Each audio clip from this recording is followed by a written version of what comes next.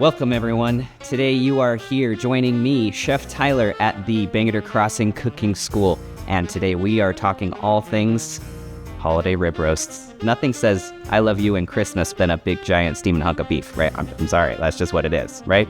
How you prepare that and how you get it to that level, you have to take a little bit of care, a little bit of time, a little bit of patience. One of my old chefs, he used to say, do you want good food or do you want fast food? And a rib roast, definitely not fast. It's one of those things where you gotta go low and slow. At Harmons, you can actually have the butchers cut the bones off, you can have them leave it on, or you can have them do what's called a cradle, which is where you kind of do an in-between and then tie that back on, which is one of my favorite ways to do it, actually. The reason why you wanna tie a roast, specifically when you cradle, is because you're separating those bones from the outside of that roast, and we need to bring them all back together. And now, even if you didn't cradle it, you could still tie that roast up. If your roast is tied up and all together in one nice compact unit, then it cooks more evenly. Therefore, tying is usually the best practice. The way that I would do it and the way that we're gonna do it today is we're going to start with a reverse sear.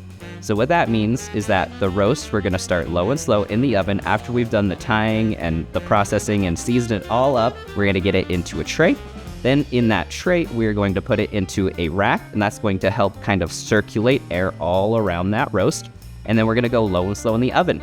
I like to do around 250 degrees, pretty low. You can go lower, it just takes long. If you have the option to, I would recommend it, but you don't have to. We'll just pop that in the oven and start letting that just get up to that temperature. So we're gonna go for about probably around 3 hours, maybe 3.5. The thing is with roasts, you really want to get yourself a digital thermometer. That is going to be really key in making sure that your roast is nice and juicy. And temp it, once an hour. Pop open the oven, pop that digital temperature sensor right in the middle there, and take that internal temperature as you go. And then that way, you won't overshoot your mark or undershoot it. This is where the reverse sear comes in. You can finish it at 500 degrees, get that nice crisp on the outside, get that crunch, get that crust right when your guests are ready to eat. You just need to pop it in the oven and finish it. We're gonna serve that up with a whole bunch of beautiful Harmons sides today. We're gonna pair this with some of the Harmons kitchen-made mashed potatoes. Super easy. I can just pop those in the microwave and get those a little loose and just pop them on a plate. That's how easy that is. We can also toss it with a fresh